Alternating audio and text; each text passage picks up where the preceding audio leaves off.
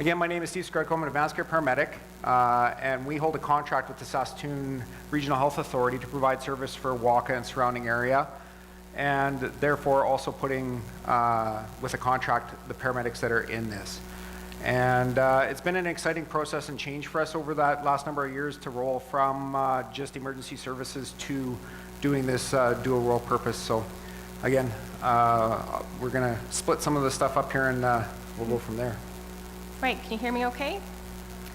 So again, my name's Kayla Burechailo. I'm the manager for the Wakaw Primary Health and Collaborative Emergency Center. And it's truly a pleasure to be here today and co-presenting with Steve. And I heard someone reference yesterday to the importance between participating and engaging. And I'm a farm girl, so I really like the reference to the pig and the chicken and the egg and the bacon. But this is truly a great example of EMS engagement. So and the health region really couldn't ask for a better partnership than Wakaw EMS. So that's the front of our building. As you may have heard yesterday, there's 13 health regions within Saskatchewan. We are part of the Saskatoon Health Region. We're the only operating CEC within the Saskatoon Health Region, and there are 5 CECs operating within the province. And we were the 4th one to get established. You can change the slide. So I'm going to go over just a little bit of history. So in 2011, the Saskatoon Health Region changed the designation of the Wakaw Hospital to a health center. So this meant a reduction of services to outpatient care.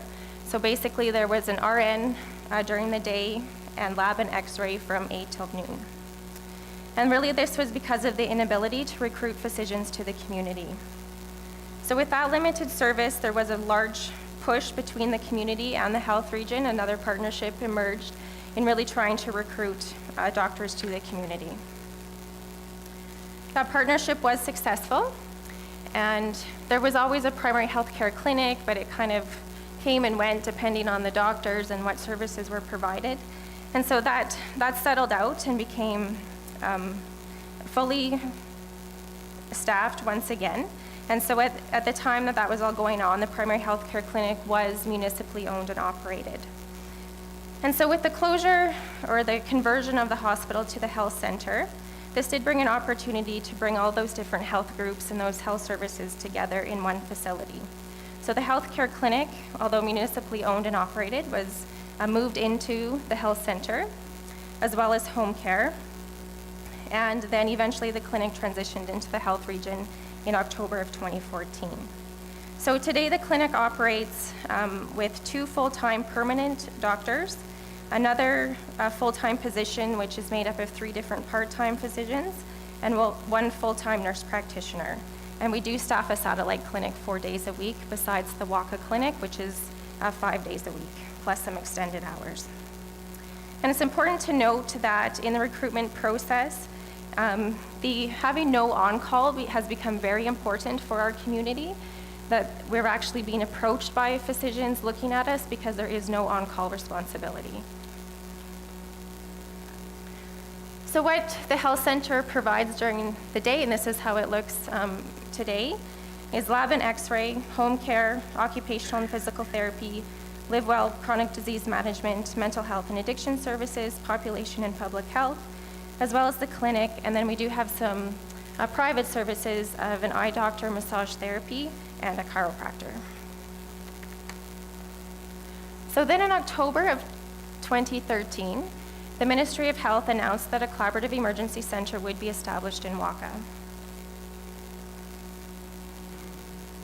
So this announcement was truly embraced by the community, and the health region does have a commitment to the communities that they're involved with to really engage them and to have discussions with them on what services might look like within a community. So with this announcement, they went to the community health councils.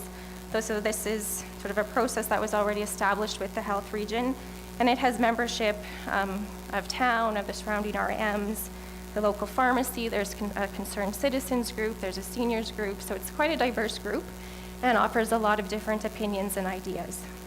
So through that health council, the community was engaged, and then a specific CEC development committee was formed. And that just gives you an example of all the different representation that was on that committee. And just another point to add on that as well is that the community consultation was a huge part of this. I think without the community involvement and driving a lot of this, we wouldn't have been as successful and moving the model forward.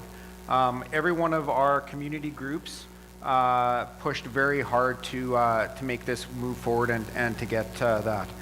So that's just kind of a little representation of where we are located in the province. We're 90 kilometers outside of Saskatoon, and we're kind of an hour from everything else around us. We do have one other small hospital that we'll speak a little bit more about, which is 40 kilometers across on a not great highway, but that's where we're partnering with for our physicians. And we do have quite a large catchment area that, you know, people are there. The other unique piece to us as well is we have a lake that's right next to us that has 700 cabins on it. So in the summertime, our population does grow by quite a bit, which is a challenge for ourselves, and we do see that grow in the summertime as well for us.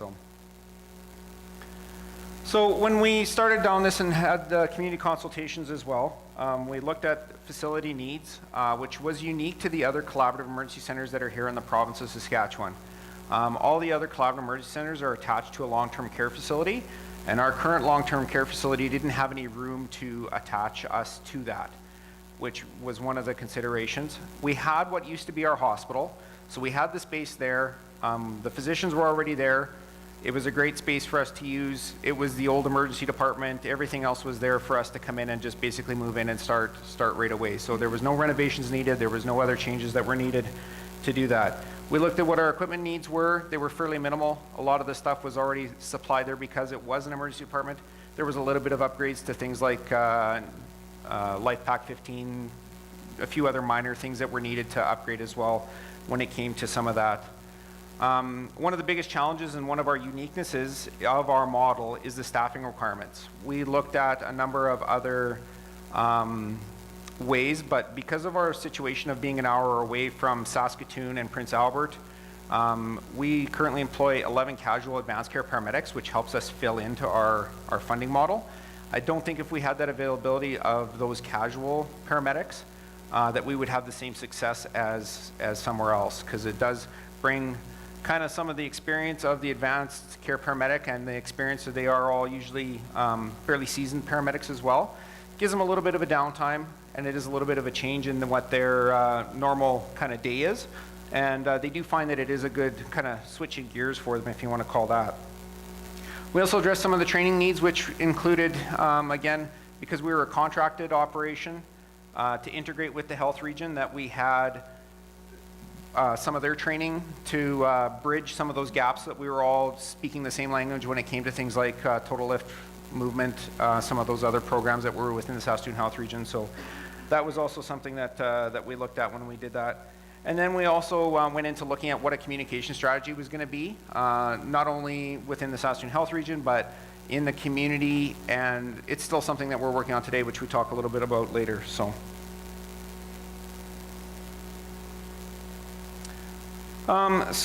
the other things that we looked at was we wanted to provide same day or next day medical appointments for primary health.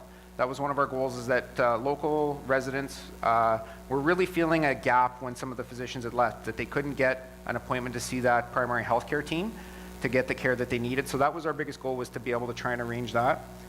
And it was really important that we had a mix of the physicians and the nurse practitioner during the day and the paramedics at night that came together working on that. The extended hours for primary health care were an important point too, which Kayla will talk about in a little bit, as well as our goal originally was 24/7 access, but that's now since changed, since we've kind of been at it for over 18 months now and looked at what the numbers have actually shown us out of that. And access, equipment, training, and other features, we kind of had looked at some standards that were originally done in Nova Scotia and some of the standards that were done here in the province as well, when we implemented as well to fit into that criteria of a collaborative emergency center. And so through all of that consultation, all that consideration, we came up with a staged approach. And stage one was implemented in May of 2014. So as I mentioned, the regular clinic hours were from Monday to Friday, 8 a.m. till 4. And so we added some extended hours on a Wednesday evening until 8 p.m. and Saturdays from 8 a.m. till 12 p.m.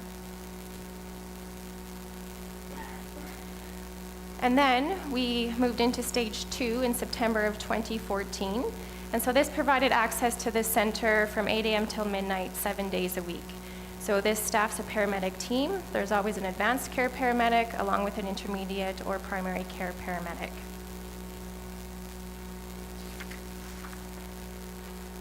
And so what happens when somebody walks into the facility during the paramedic hours? They come in, the paramedics take them into a treatment room, they do an assessment, and then there is a consultation by phone to somebody in Rostern. So we use the on-call physicians in Rostern.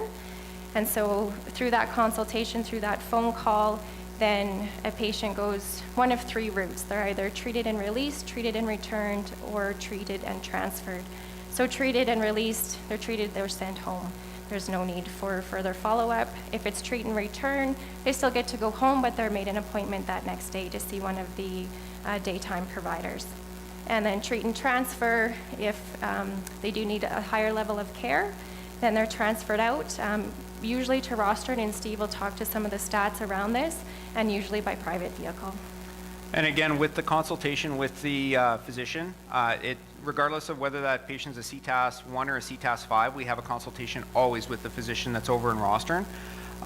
It's been a great growth experience for the physicians as well as our paramedics, that they're not only seeing them, because we do rotate the paramedics out into ambulance still, and that's our primary transport hospital. So they get that face-to-face, but they also get to grow that little bit more knowledge base with them working in the facility as well. And if at any point, any one of the group, whether the paramedic, the physician, or the patient are uncomfortable with what is being recommended, any one of those can stop the line, and absolutely a transport over to Rostern Hospital or to the appropriate center is given. So we are going to show you a little bit of our data. So this first slide just shows you the number of visits that we've seen since opening in September of 2014. And we share data on a quarterly basis, so the most recent or last 2 months aren't up there. But we've seen 594 patients. And so if you were to average this out, it equals to about 1 per night, which is what all of the other CECs in the province and Nova Scotia, I think, have been seeing. And so we consistently meet that target and sometimes over exceed that. And if I had May up here, it would actually be seeing that we averaged over 2. So that was a really good month for us. And this slide just shows you a comparison. I said there was 5 CECs. Spiritwood is the 5th one, but they're 2 new. We don't have their data to share with you yet. But Kenora, Shaunavon, and Maidstone have been operating, and that just gives you a representation of how many visits are going to each site, and it's fairly equal, but Shaunavon does see a little bit more. So a lot of our patients are really low acuity. There's not a whole lot of the real urgent patients that walk through our doors. You can see over the last, since we started, only 13 have been CTAS 2. Everything else has been CTAS 3 and down. Lots of dressing changes, lots of other things that come through there. And we're seeing, mainly abdominal pain, earaches, lacerations, localized swelling, upper extremities, and cough. And actually, I think the big thing that's changed, and our biggest service provided, is dressing changes. We're doing sometimes 3 dressing changes a day for patients. It suits their lifestyle. They're at work during the day. We're there from 4 to midnight, which is convenient for them. They can't make it during the day. So we're seeing more and more dressing changes, suture removals, just regular things.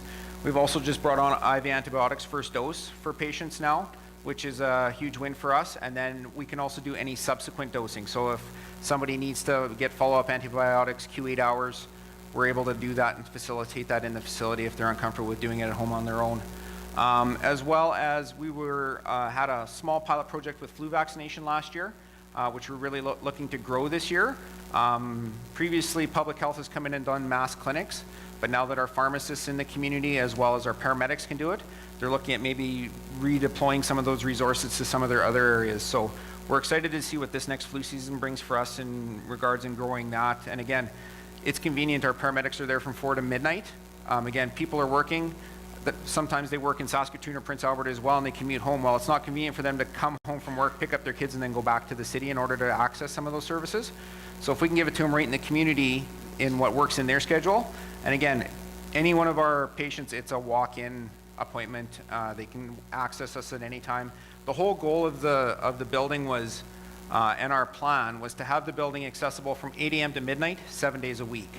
The type of person that you might see or the practitioner might change depending on the time of day, but you could access some form of health care from 8 a.m. to midnight, 7 days a week, which prior to us starting this wasn't happening. It was all over the place in regards to times and what people could access for their services that they needed in the community.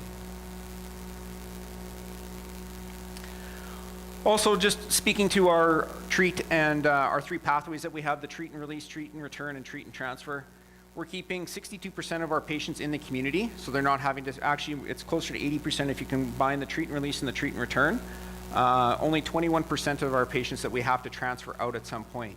And sometimes that transfer out isn't always necessarily because they need to go to that. They may be from Saskatoon and they're going to decide to seek some the additional services that they require in Saskatoon, which I'll talk a little bit about upcoming here. But we're doing a really good job of keeping the residents in the community and reducing their travel time, because like I said, they're traveling sometimes an hour to the next service for any of their services that they need for healthcare.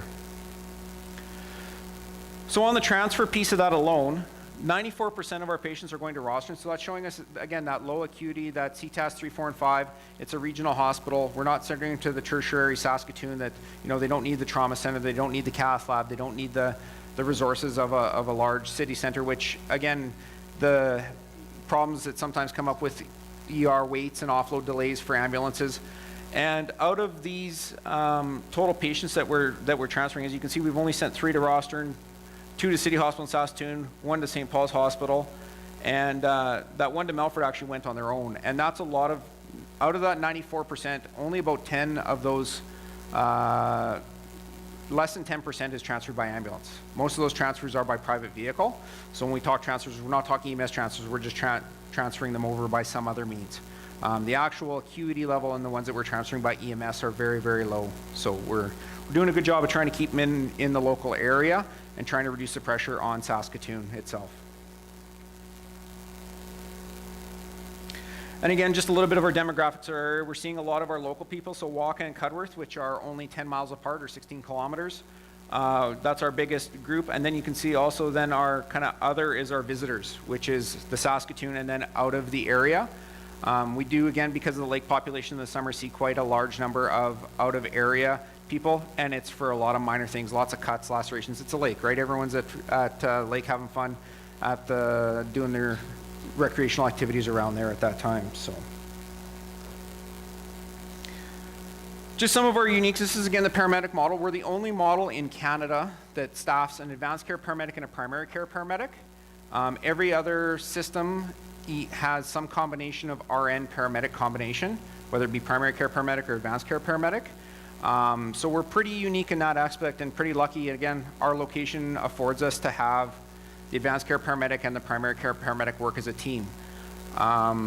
It's been a really good partnership of those two working together, and we found that we're meeting a lot of the community needs with those 2 level of practitioners right now. Our hours, like I said, the goal was from 8 a.m. to midnight, 7 days a week. Our hours for the collaborative emergency center itself change a little bit from time to time. Typically during the week, it's from 4 to midnight. On Saturdays, we're there from noon to midnight because there's a primary health clinic on Saturday mornings, as well as we're there all day Sundays. So from 8 a.m. to midnight, there's no primary health, which is our one gap that we're kind of identifying, that we can't meet that same day or next day appointments in that model. Any stat holidays, then the paramedics are staffed from 8 a.m. till midnight as well. Again, our location, again, the proximity to Saskatoon, Prince Albert, we're that hour around, we have quite a large catchment area. The Rostern connection has been huge for us. All the other collaborative emergency centers in the province of Saskatchewan go through the STARS physicians. we have that direct link to rostering. So not only does it build the relationships with our paramedics and the physicians, it's also built that they know that that patient's coming, and we've had that conversation already, and so they have a heads up as to what that patient coming in is going to look like, and they know that that pre-stuff has already been kind of done and started for them on that way. Electronic medical record, or EMR, has been another huge step which we've just implemented February. And it allows not only the paramedics to enter that data into the EMR and the primary healthcare team to see stuff, but vice versa. The primary healthcare team enters that, the paramedic can go in, look through the record and see what was done prior in that day or in the prior weeks that that patient has.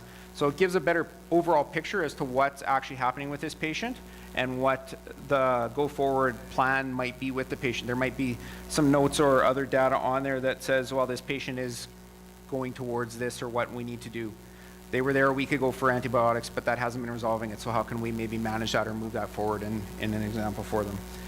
The other piece that's been an advantage to us, and you kind of saw Doctor in a Box, we've kind of got a little bit easier system of that.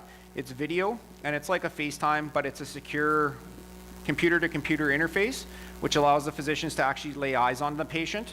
So the greatest example of this is in skin conditions. You know, you can describe a rash how many ways until you actually see it and know what that looks like. It's really hard to describe sometimes, so that's been a key piece for us as well, and access to that so that they can actually lay eyes, and that's reduced some of our transports as well because they can actually physically see the patient. So. Okay, so we're nearing the end here, so some future considerations. So after a year of operation, the ministry did ask us to undertake a review. So that was a pretty intense review was undertaken, and these are just a couple of the points that came out of that. So further development of a communication strategy, you know, we did a launch and a kickoff, but there's always a continuous need for promotion, for education of the people, just understanding, you know, what can they come to the CEC for. So. And I think we're also seeing that we're still not capturing all of our patients. We did a review of the data that looked that a lot of our patients were still going over to roster, and there were that CTAS 3, 4, 5 that could have still benefited. They just didn't know what services they could receive in the facility. So we still are planning to kind of grow that education piece of the public as a general piece. And then, as you know, we're considering some model enhancements, and so we're working with the community once again to figure out, are there still some community needs that aren't being met, and is there a way that we can fulfill that through the resources that we have in place? So whether it's an expansion of, you know, additional evening with the primary health clinic, or extension of the lab and x-ray, or whether the paramedics become somehow involved in that. And oh, is that me? Increasing the scope. And then we're also exploring some education and informational sessions. So we'll see what comes out of that work and how what this model may change or look like in the future. So. Just some of the other things that we're looking for increased scope of practice for our paramedics. One of the biggest things that we're missing right now is suturing. We know that that's a little ways down the road for us, but it's something right now we're just using gluing or steri strips to kind of take care of some of that stuff. And there is definitely a need for that. That's just one example of some of the things that we're using, as well as just expanding some of the other educational pieces and time that we have. Again, there is a little bit of downtime with us seeing 1 to 2 patients every night. So we're looking at some other things like women's health clinics, a larger growth of education pieces that we can add into the building that our paramedics are, and maybe supporting other groups coming in like public health or other practitioners that we might be able to see and support in those evening hours that, again, trying to bring the healthcare to the patient so that, again, they're not focused in on Saskatoon, and that we're trying to keep people in their home community and surrounding area. So I think it's been a huge benefit, and there's a lot of growth yet still to happen with the project, and we're excited to keep moving it forward and growing that from there. So that was the opening night of our Collaborative Emergency Center, and a bunch of our paramedics and Kayla and Lori, which is one of our project managers, has helped with implementation of it, and we're pretty excited to keep moving that project forward. So